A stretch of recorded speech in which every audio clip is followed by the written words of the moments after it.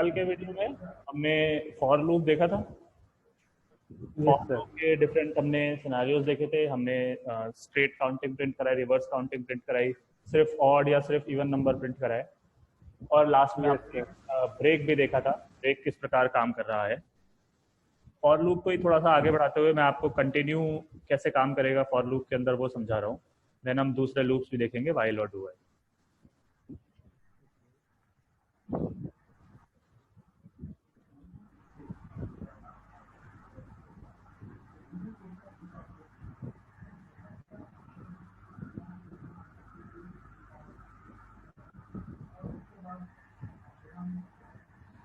ये एक स्टैंडर्ड सा लूप है जो कि 1 से लेके 100 तक की गिनती प्रिंट कर देगा।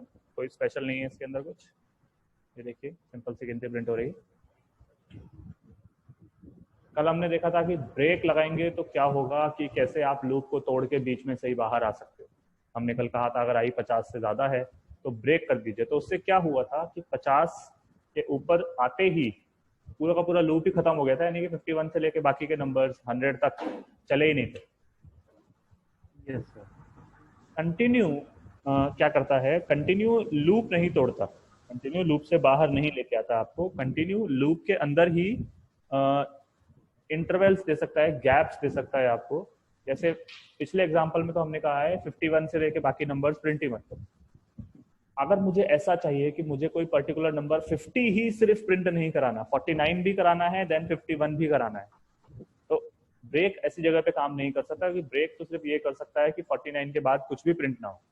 मुझे अगर कोई स्पेसिफिक नंबर या कोई स्पेसिफिक सेट ऑफ नंबर्स नहीं चाहिए, लेकिन उसके बाकी, उसके पहले और उसके बाद के नंबर्स चाहिए, तो ब्रेक वहां फेल हो जाता है। ऐसी जगह पे आप कंटिन्यू लगा सकते हैं। जैसे मैंने कहा कि मुझे सिर्फ 50 नहीं चाहिए, बाकी 49 भी चाहिए, 51 भी चाहिए, तो मैंने कहा अगर i 50 के बराबर है, लूप के अंदर मैंने पूछा इफ i इज इक्वल्स 50, यहाँ असाइनमेंट नहीं हो रहा है, यहाँ पूछा जा रहा है।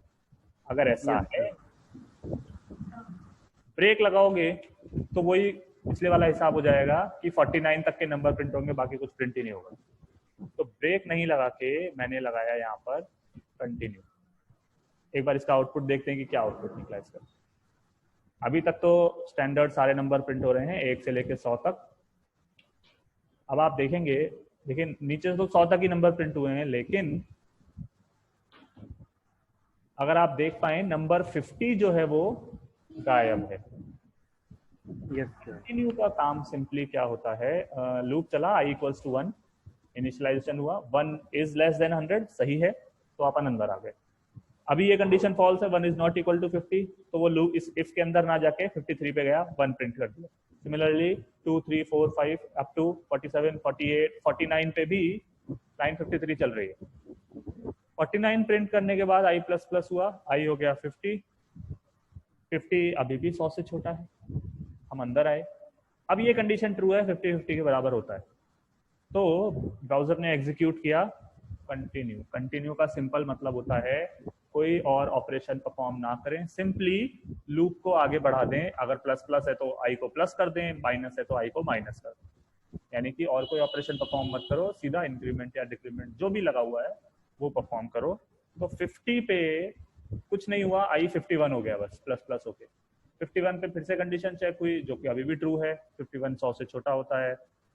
अब ये कंडीशन ट्रू नहीं है तो 51 प्रिंट हो गया, 52, ऐसे करते करते 98 99 एंड 100 प्रिंट हो गया। कंटिन्यू का काम है कि किसी भी लूप में गैप्स लाना, कि कोई पर्टिकुलर जगह पे जो रेगुलर आपका टास्क है वो नहीं परफॉर्म करना आपको। अगर जैसे मुझे यहाँ 50 नहीं चाहिए तो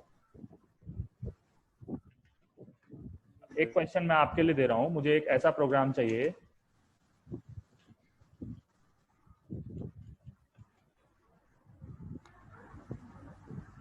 एक से 100 तक की गिनती प्रिंट करानी है, लेकिन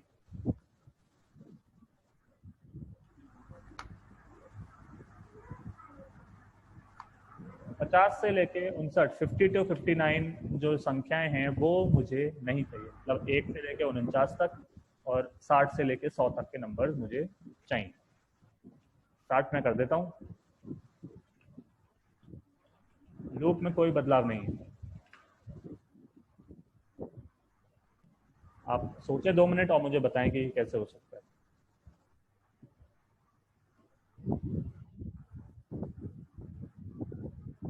50 से 59 तक के नहीं चाहिए। जी ओके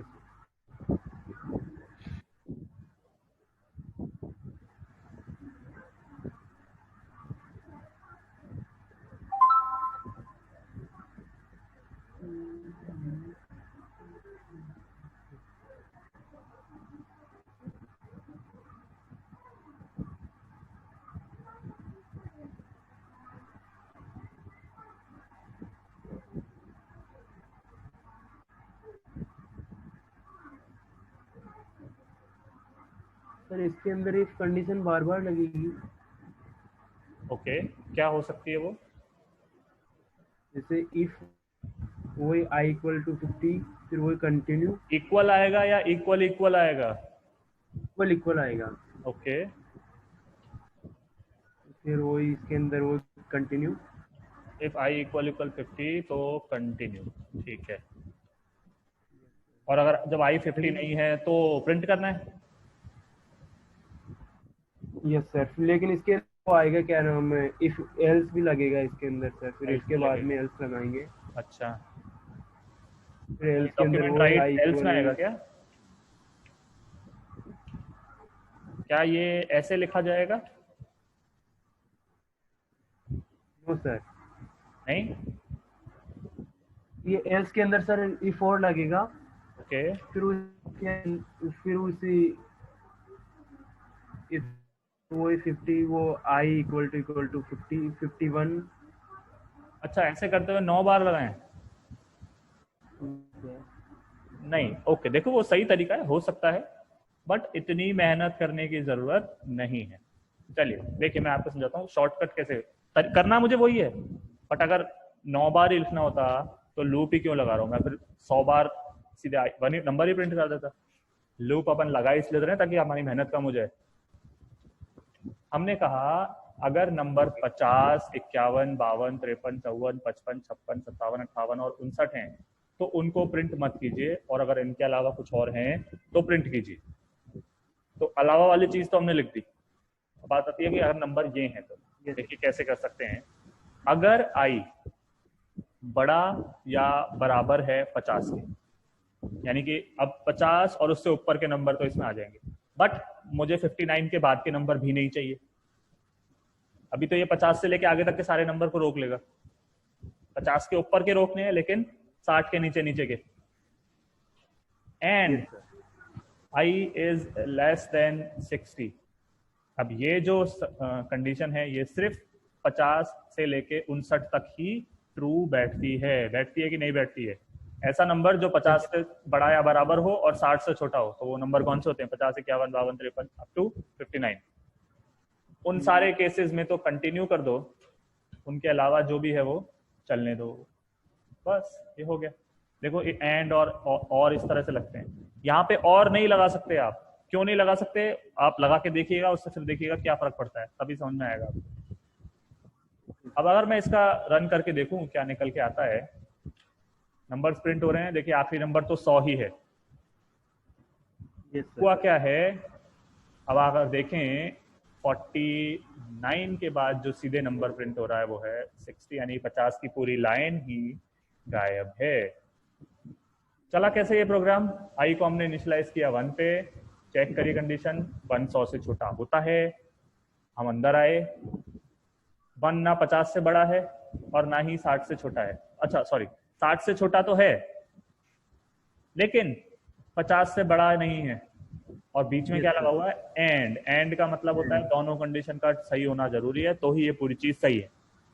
चूंकि एक फॉल्स है तो पूरी चीज फॉल्स है, तो हमने 1 को प्रिंट कर दिया।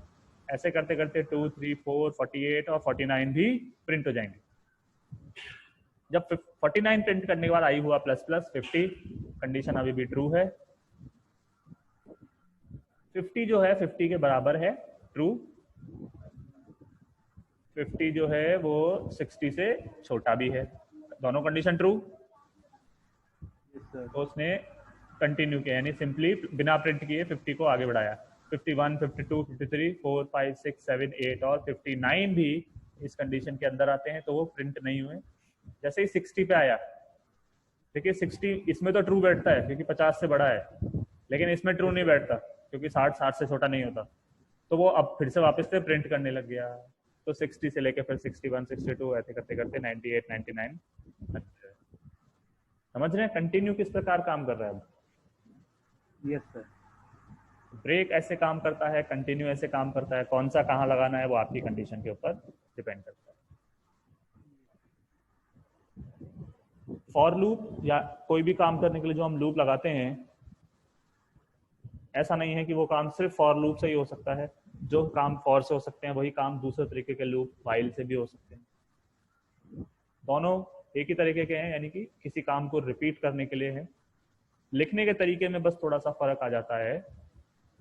फॉर में जो इनिशियलाइजेशन था वो भी वही था, कंडीशन भी उसी लाइन पे लिखी हुई थी, और इंक्रीमेंट या डिक्रीमेंट जो भी था वो भी उसी लाइन पे लिखा हुआ था। फाइल में तीनों चीजें जो हैं वो अलग हो जाती हैं। सबसे पहले आप इनिशियलाइजेशन लिखते हैं अलग से, उसके नीचे फिर आप वाइल लूप लगाते हैं, उसके अंदर आती है कंडीशन। इंक्रीमेंट या डिक्रीमेंट अभी नहीं आता है, पहले सीधे बॉडी शुरू हो जाती है वाइल की। वाइल के अंदर आपको जो भी बॉडी लिखनी है, डेफिनेशन लिखनी है, वो आती है, मतलब जो भी काम करवाना है, और उसके बाद आता है इंक्रीमेंट या डिक्रीमेंट। ऐसे वाइल में तीनों चीजें जो है वो सेपरेट हो जाती हैं। बस काम सारे वो इफ वाले ही करता है, और सॉरी फॉर वाले ही करता है वाइल भी। हमने फॉर का जो पहला प्रोग्राम बनाया था वो था सिंपली 1 से लेकर 10 तक की गिनती प्रिंट कराई थी, या पहले हमने नाम प्रिंट कराया था फिर हमने गिनती प्रिंट कराई। तो ये दोनों काम वाइल से भी हो सकते हैं। हमने एक वेरिएबल बनाया आई जिसकी वैल्यू हमने रख दी 1, ये हुआ इनिशियलाइजेशन। एंटर किया, हमने लगाया वाइल। वाइल के अंदर आएगी कंडीशन कि ये लूप कब तक चलेगा। ये लूप जब तक चलेगा जब तक कि आई बड़ा या बराबर है, सॉरी छोटा है या बराबर है 10 के। अंदर आए, हमने कहा करना क्या है, हमने कहा आई को प्रिंट करना है, और इसके बाद हमने लगाया कि आई को प्लस प्लस करना। इसका आउटपुट और इसका आउटपुट बिल्कुल सेम आएगा। आउटपुट में आपको कोई फर्क नहीं पता चलेगा। आउटपुट देखिए दोनों का सेम आ रहा है। उल्टी गिनती प्रिंट करा सकते हैं, सीधी गिनती प्रिंट करा सकते हैं, सब कुछ करा सकते हैं। उल्टी करानी है अगर,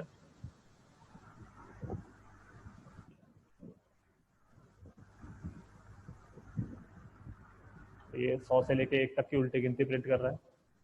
अब कौन सा लूप लगाना है वो प्योरली आपके ऊपर होता है। आपको फॉर में मजा आता है तो फॉर लगाएं, वाइल ज़्यादा समझ में आता है तो वाइल लगाएं। कोई ऐसा कोई स्पेसिफिक केस नहीं होता कि यहाँ फॉर ही लगेगा या यहाँ वाइल ही लगेगा।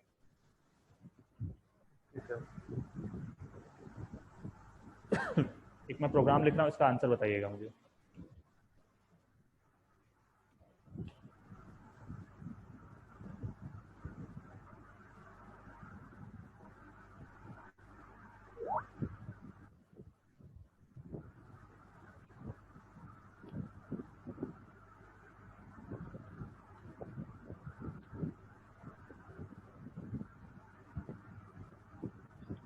हाँ भाई, इस प्रोग्राम का आउटपुट बताओ।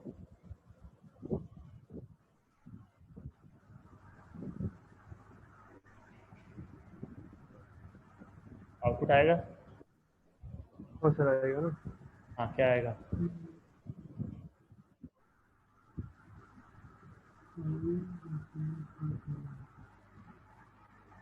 तो सर इसका आउटपुट तो शायद एक ही आना चाहिए। 1। देखते हैं।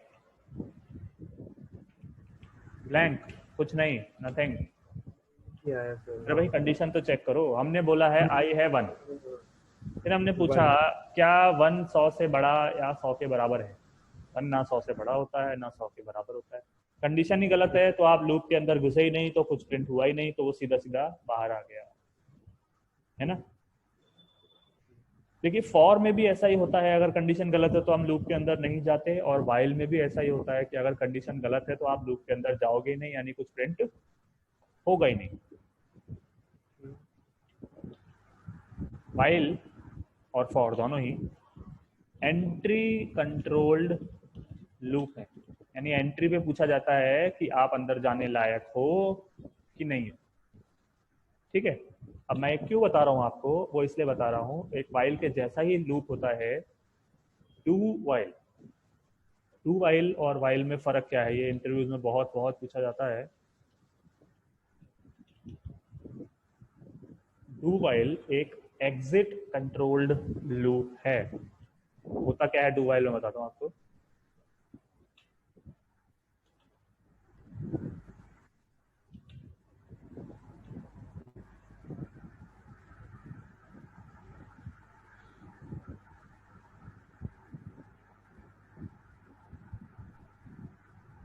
एक ही बात है कैसे बिल्कुल। ये देखिए डू वाइल ऐसा होता है, हमने क्या किया, हमने कहा वही एक वेरिएबल बनाया वन। डू, डू का मतलब है करिए, क्या करना है, आई आई प्रिंट कराइए और बी आर प्रिंट कराइए, तो यानी आई प्रिंट हो जाएगा और उसके बाद आई हो जाएगा प्लस प्लस। अरे सॉरी, यहाँ पे मैंने गलत लिख दिया, यहाँ पे कंडीशन ही आएगी। और फिर मैंने चेक कराया कंडीशन को। देखिए जब यही कंडीशन वाइल में थी तो आपने देखा कुछ भी प्रिंट नहीं हुआ क्योंकि कंडीशन गलत है। जब यही कंडीशन डू वाइल में है, इसका आउटपुट अगर मैं बताऊं आपको, तो देखिए वन प्रिंट हो रहा है, उसके बाद कुछ प्रिंट नहीं हो रहा है। क्यों? Yes sir. ये जरा डू वाइल कैसे काम कर रहा है समझा सकते हो? यस सर, मतलब वो पहले प्रिंट करवा रहा है डॉक्यूमेंट डॉट राइट से कि पहले हाँ आप आई की वैल्यू प्रिंट कर दो, हाँ फिर उसके बाद में इंक्रीमेंट हो रहा है और फिर उसके बाद में कंडीशन चेक कर रहा है सर वो। बिल्कुल, एग्जिट कंट्रोल लूप। बाद में पूछा गया कि आप लूप के अंदर जाने लायक थे भी कि नहीं, तो वाइल और डू वाइल में यही फर्क है कि डू वाइल लूप कम से कम एक बार तो एग्जीक्यूट होगा ही होगा, चाहे कंडीशन सही हो चाहे गलत। गलत है तो भी एक बार चलेगा, और अगर सही है तब तो वाइल लूप की तरह जितनी बार आपने बोला उतनी बार चलेगा ही। अगर मैं इसको ऐसे चलाऊंगा तो ये बिल्कुल वाइल की तरह 1 से 100 तक की गिनती प्रिंट करेगा। अब इस समय वाइल और डू वाइल में कोई फर्क नहीं है, हालांकि अब वाइल और डू वाइल में फर्क है। वाइल इस केस में कुछ भी प्रिंट नहीं करता है, डू वाइल एक वैल्यू तो प्रिंट करेगा ही करेगा, क्योंकि उसके बाद उसकी कंडीशन चेक की जाती है।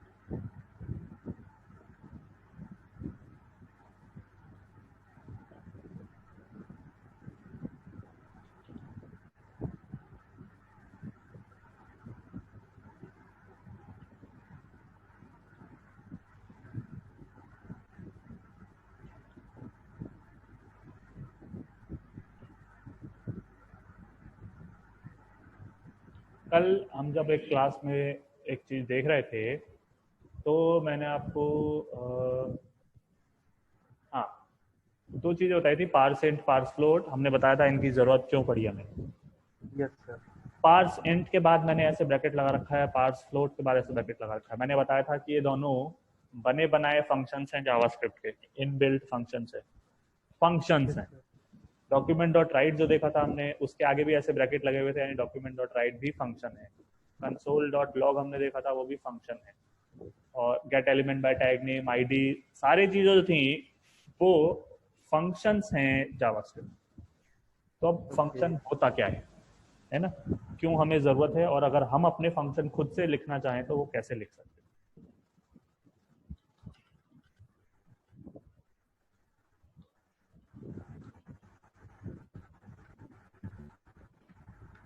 फंक्शंस की सबसे सिंपलेस्ट डेफिनेशन है, फंक्शंस आर रीयूजेबल कोड, ऐसा कोड जिसे आप एक बार लिखें और मल्टीपल टाइम्स उसका इस्तेमाल करें।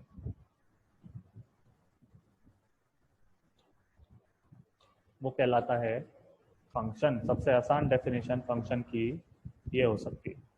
फंक्शन हर लैंग्वेज में होते हैं, कोई भी लैंग्वेज आप उठा ले वहाँ फंक्शंस होते हैं। उस लैंग्वेज के पहले से बने हुए फंक्शंस भी होते हैं जो हमने कुछ यूज भी किए हैं कल तक, और उसमें आप अपने बनाए फंक्शंस भी चला सकते हैं। जो लैंग्वेज के अंदर होते हैं उन्हें हम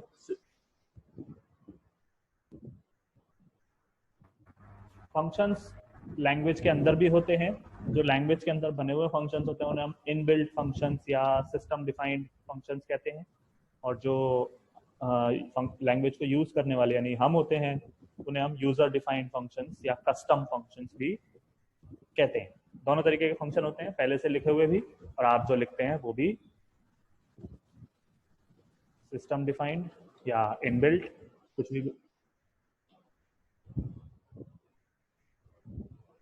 भी कह सकते हैं, या फिर यूजर डिफाइंड या कस्टम फंक्शंस।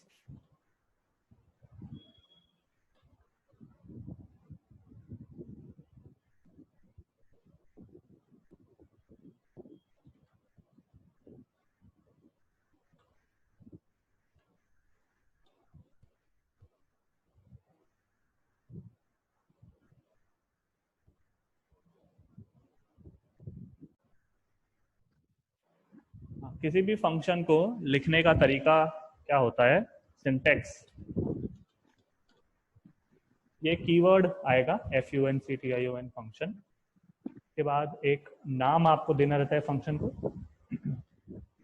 फंक्शन के नेम में वही सिंपल रूल्स होते हैं जो हमने वेरिएबल की तरह देखे थे, यानी कि शुरुआत में नंबर नहीं होगा, शुरुआत में कोई स्पेशल कैरेक्टर नहीं होगा, शुरुआत होगी यानी कि अल्फाबेट से, जैसे फंक्शन का नाम हमने बनाया सम। स्पेस नहीं हो सकती है, ऐसे ये नहीं चलेगा। अगर आपको ये नाम देना था तो या तो आप इन्हें जोड़ें इस प्रकार से, अगर आप स्पेशल कैरेक्टर लगाना ही चाहते हैं तो सिर्फ अंडरस्कोर ही चलेगा और कोई सा स्पेशल कैरेक्टर नहीं चलता है, तो या तो ऐसे करें, बट स्पेस नहीं देना है, ये नहीं है। नंबर्स बाद में आ सकते हैं, बीच में आ सकते हैं, शुरुआत में नहीं आएंगे। वही सेम रूल्स हैं जो वेरिएबल में होते हैं। अगर मैंने सम नाम से फंक्शन बनाया तो मैं लिखूंगा सम, इसके बाद लगेंगे पैरेंथेसिस यानी नॉर्मल ब्रैकेट्स, और फंक्शन के अंदर क्या आएगा, फंक्शन के अंदर क्या लिखना है वो आता है कर्ली ब्रेस के अंदर कुछ इस तरीके से। कीवर्ड, एक नाम, पैरेंथेसिस और कर्ली ब्रेसेस, इस प्रकार से फंक्शंस लिखे जाते हैं। तो एग्जांपल के लिए अगर मैं कोई फंक्शन बनाऊं, मैंने लिखा फंक्शन, मैंने प्रिंट माय नेम नाम से एक फंक्शन बनाया, स्पेस नहीं दिया है, अंडरस्कोर दे दिया है अलग अलग वर्ड्स के बीच में। आप इनको कैमल केस भी कर सकते हैं, कैमल केस वही कुछ इस प्रकार से, हर नए वर्ड का पहला लेटर जो है वो कैपिटल कर दें, ऐसे भी सही है। इसके अंदर मैंने जैसा लिखा है प्रिंट माय नेम, तो मैंने अपना नाम अगर प्रिंट कराया ऐसे, जब मैं इस फाइल को रन कराऊंगा तो document.write रोहित में मतलब यानी कि पेज पे मेरा नाम प्रिंट हो जाना चाहिए, बट आप देखेंगे कि वो प्रिंट नहीं हो रहा है, कुछ भी प्रिंट नहीं हो रहा है, कोई एरर भी नहीं है। अगर आप F12 दबाएंगे, कंसोल में जाएंगे तो वहां आपको कोई एरर भी दिखाई नहीं देगी। हमने जो लिखा है वो सब कुछ बिल्कुल सही है। प्रिंट क्यों नहीं हुआ ये बात आपको खास ध्यान रखनी है।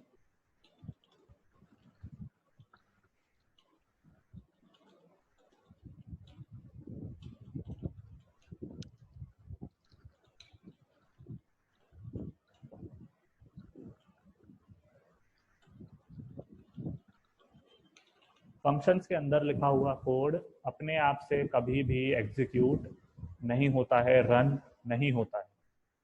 फंक्शन के अंदर लिखे हुए कोड को अगर आपको रन करना है, एग्जीक्यूट करना है, तो आपको उन्हें कॉल करना पड़ता है। फंक्शन कॉल क्या होता है, ये जो हमने देखा था ये था फंक्शन डेफिनेशन, कि जब फंक्शन को कॉल करेंगे तो क्या चलेगा। पर कॉल कैसे करते हैं, कॉल करने का तरीका बड़ा ही सिंपल सा है। फंक्शंस को आप उस फंक्शन का नाम लिखें, फंक्शन का नाम ने लिखा था सम और पैरेंथेसिस लगा दें, बस ये होता है फंक्शन कॉल। जब तक इस फंक्शन को कॉल नहीं किया जाएगा, इसके अंदर लिखी हुई चीज को ब्राउजर कभी पढ़ेगा ही नहीं। इस पूरे प्रोग्राम को ब्राउजर पढ़ेगा किस प्रकार से? हमने आपको बताया था कि ब्राउजर हमेशा टॉप टू बॉटम ही चलता है। बिल्कुल टॉप टू बॉटम ही चलेगा। तो लाइन 19 तक तो कुछ नहीं है, वो पहले लाइन नंबर 20 पे आएगा, उसको जैसे ही दिखेगा फंक्शन, वो आगे नहीं बढ़ेगा, वो वापस से लौट जाएगा। लाइन नंबर 20, 21, 22 नहीं पढ़ने में आएंगी। सबसे पहले ब्राउजर पढ़ेगा इस लाइन को। फंक्शन कॉल हमेशा पहले पढ़ा जाता है। जैसे ही ब्राउजर इसको पढ़ेगा, फिर वो जंप करेगा लाइन 20 पर। जंपिंग सिर्फ और सिर्फ फंक्शन के केस में ही होती है, अदरवाइज आपके ब्राउजर हमेशा एक एक लाइन को पढ़ते हुए आगे चलते जाते हैं। पहले इस लाइन को पढ़ा जाएगा, फिर जंप करके आप इस लाइन पे जाओगे। अब आप देखेंगे कि ये चीज प्रिंट हो रही है स्क्रीन के ऊपर, वो हो गई। पहले सिंपली ब्राउजर को ये लाइन कभी दिखाई नहीं दे रही थी। क्या ये चीज हमें समझ में आ रही है? Yes sir. अब फंक्शंस बनाते क्यों हैं, पावर क्या है फंक्शन की, वो समझते हैं हम।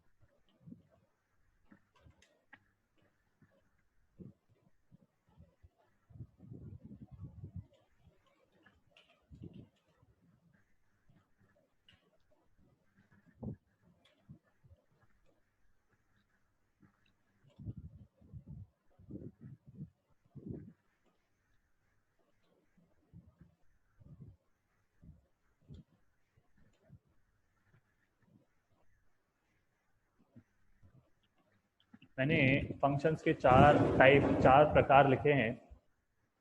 फर्स्ट, फंक्शन जिनका कोई आर्ग्यूमेंट नहीं है, जिनके अंदर कोई आर्ग्यूमेंट नहीं है। Function with argument, function with arguments having default value, और फंक्शन विद और without arguments returning some value.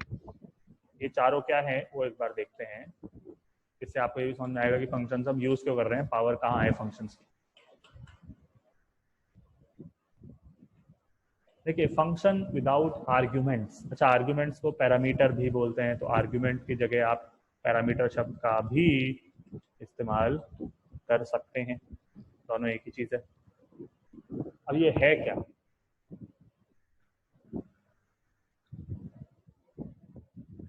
मेरे पास दो नंबर हैं, let n1 is equal to 10, n2 is equal to 20। मुझे इन दोनों का सम अगर प्रिंट करना है तो मैं document dot right n1 plus n2 लिख दूंगा, तो स्क्रीन पे आप देखेंगे इनका आंसर प्रिंट हो जाएगा, जो कि है 30। ठीक है, बिल्कुल नॉर्मल स्टफ। इस चीज को अगर मुझे फंक्शन से करना है तो मैं किस प्रकार से कर सकता हूँ? से मैंने एक फंक्शन बनाया सम, ये मैं फंक्शन डेफिनेशन बना रहा हूँ। उस फंक्शन डेफिनेशन के अंदर मैंने कहा late n1 is equal to 10 और late n2 is equal to 20।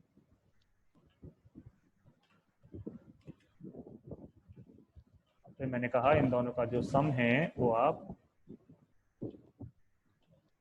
Print कर दीजिए।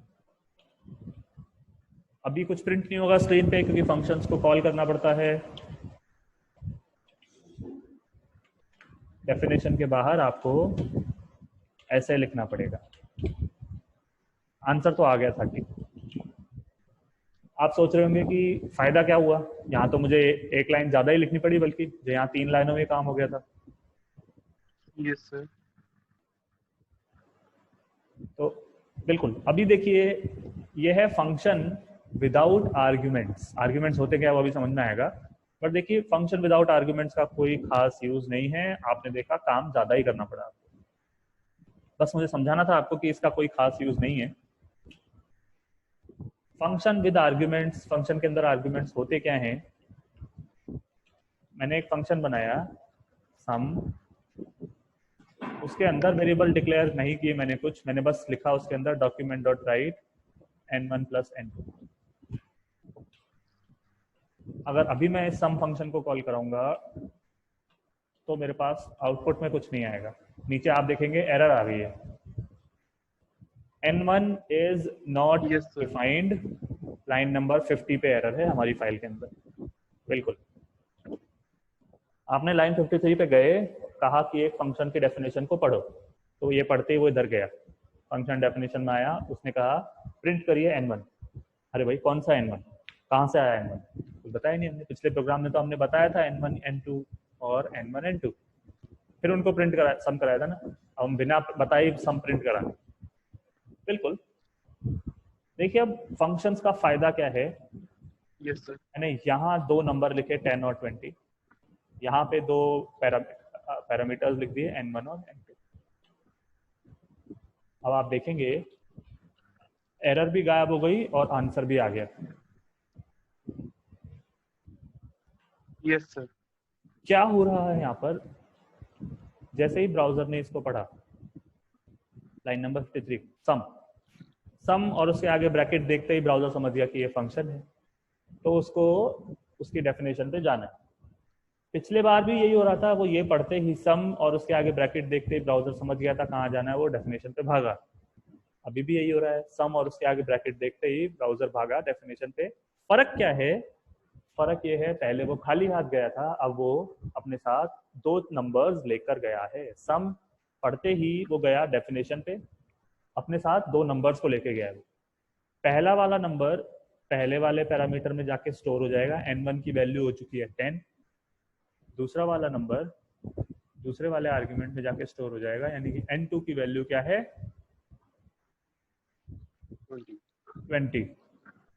n1 और n2 जो थे यहाँ पर दोनों रिसीवर बोल लो, कुछ भी कह लो, चूंकि ये फंक्शन अपनी डेफिनेशन के अंदर दो पैरामीटर्स लेके आ रहा है, तो इनको रिसीव करने के लिए आपको यहाँ भी दो रिसीवर बनाने पड़ेंगे। अगर यहाँ 3 होते तो यहाँ भी 3 करना पड़ता, अगर यहाँ 1 होता तो यहाँ पे भी 1 करना ही पड़ता।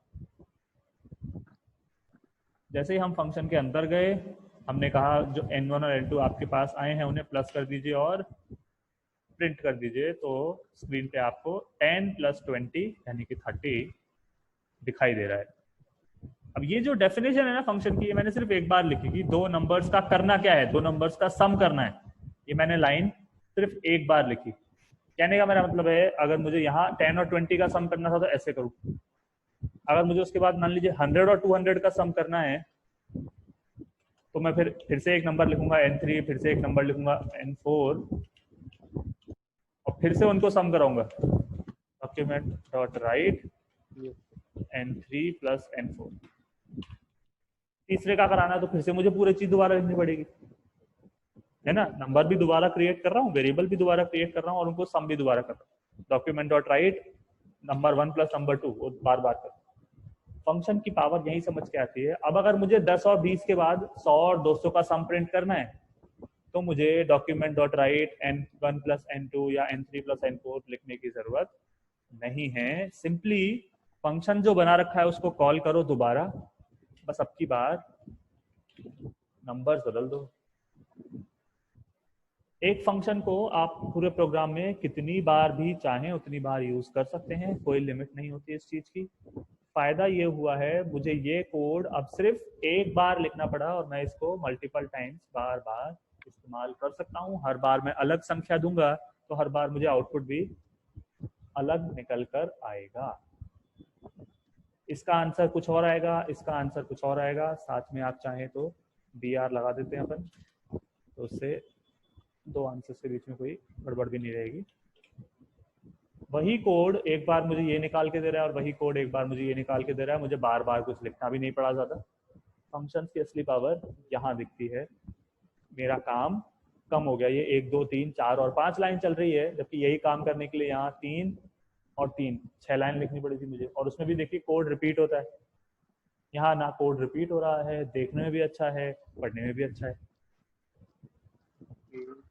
इनको कहते हैं फंक्शन जो आर्ग्यूमेंट लेते हैं। यहाँ पे ये फंक्शन ने 2 आर्ग्यूमेंट लिए, यहाँ पे भी ये फंक्शन ने 2 आर्ग्यूमेंट लिए, फंक्शन विद आर्ग्यूमेंट्स। आर्ग्यूमेंट बोलो पैरामीटर बोलो, कोई खास फर्क नहीं है।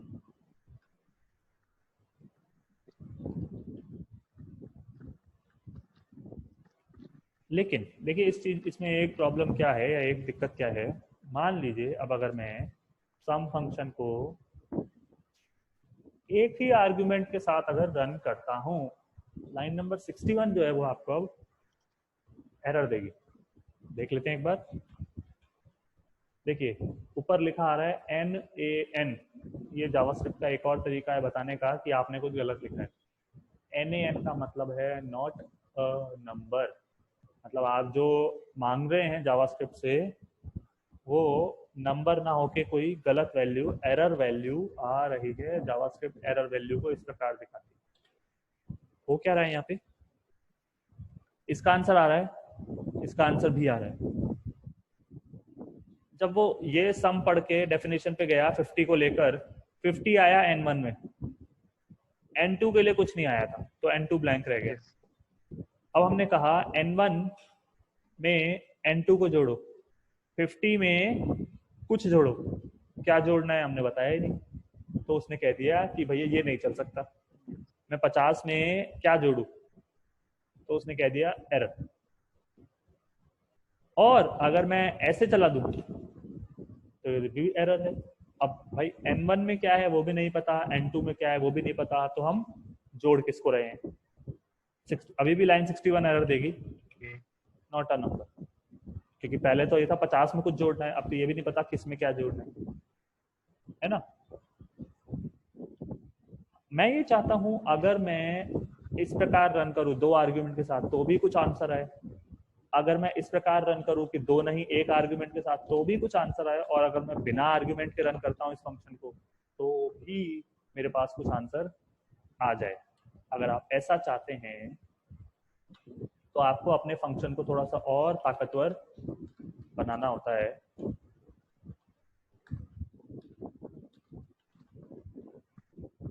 N1 प्लस N2 ये तो होगा जोड़, और ये वाला प्लस है कॉन्कैटिनेशन के लिए, कल देखा था हमने। N1 N2 जो है वो फंक्शन को एज एन आर्ग्यूमेंट मिलेंगे। तो आप देखेंगे इसका आंसर तो आएगा ही आएगा, ये तो पहले भी आ रहा था।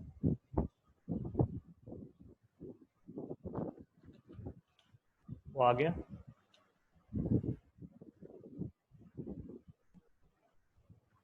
अगर मैं लेकिन ऐसे कर दूंगा तो फिर आपको पता है एरर आ जाएगी। इस एरर को दूर करने के लिए देखिए मैं यहाँ क्या लिखा हूं।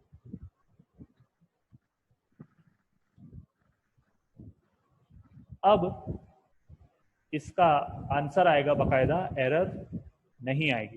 देखिएगा कोई एरर नहीं है, कोई NaN नहीं है। Number 1, Yes, sir. इन्हें कहते हैं function having arguments with default value. अब हमारा फंक्शन ज्यादा ताकतवर है। वो कैसे, अब N1 के पास अपनी एक कुछ संख्या है, वैल्यू है, N2 के पास अपनी कुछ वैल्यू है। आपने जब फंक्शन कॉल किया तो आपने फंक्शन को 10 के साथ कॉल किया। अब ये जो 10 है जब फंक्शन कॉल होगा वो N1 में जाकर बैठ जाएगा, यानी कि N1 में से 1 को रिप्लेस करके वैल्यू हो जाएगी 10। N2 चूंकि आपने नहीं दिया है, पिछली एग्जांपल में जब हमने ऐसे किया था N1 में वैल्यू आ गई थी, N2 में कुछ नहीं था तो एरर आ गई। अब ये हो रहा है आपने N2 में कुछ नहीं दिया, कोई बात नहीं, N2 के पास अपनी वैल्यू है, तो 10 + 2 आपको आंसर दिख रहा है 12। Yes, sir. अगर मैं इसको ऐसे भी रन करता हूँ, पिछली बार हमने जब ऐसे रन किया था तब भी एरर आ गई थी कि N1 क्या है N2 क्या है हमें पता नहीं। अब कोई टेंशन नहीं है, अब हमें पता है N1 क्या है, अब हमें पता है N2 क्या है। अब आप देखेंगे अब भी एरर आएगा, सॉरी अब भी आउटपुट आएगा। Yes, sir. हाँ, अगर आप अपनी तरफ से आर्ग्यूमेंट्स दे देते हैं। अब इस केस में यूजर डिफाइंड आर्ग्यूमेंट्स की प्रायोरिटी हमेशा ज्यादा होती है। N1 में ये वाला 10 हट जाएगा, या जो भी आपने दिया था 1 दिया था हमने, 1 हट जाएगा, ये आ जाएगा। N2 में जो है वो हट जाएगा, ये आ जाएगा। आंसर इसका 50 ही आएगा। अगर यूजर की तरफ से वैल्यू है तो वो ली जाएगी, अगर यूजर ने वैल्यू नहीं प्रोवाइड करी है तो भी हमारे पास वैल्यूज हैं जिनके ऊपर हम काम कर सकते हैं। इन्हें कहते हैं फंक्शन हैविंग डिफॉल्ट वैल्यू। तो इस प्रकार हमारा फंक्शन ज्यादा पावरफुल बना। अब वो इसका भी आंसर दे सकता है, अब वो इसका भी आंसर दे सकता है, अब वो इसका भी आंसर दे सकता है, और वो इसका भी आंसर दे सकता है। बात समझ रहे हैं? Yes, sir. Okay.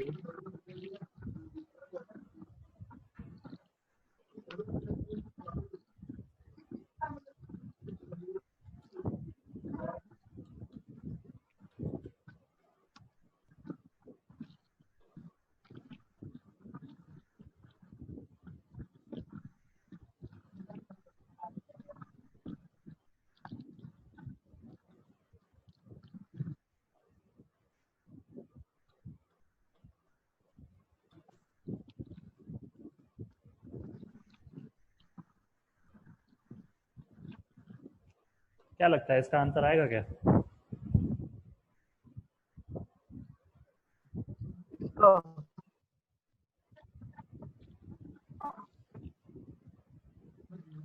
इसका आंसर कैसे आएगा सर? वो आएगा तो सही, लेकिन उस पे रन कैसे हो, उस पे कैसे बिल्कुल, दिखाएगा ये? हमने प्रिंटिंग नहीं कराई है आंसर की।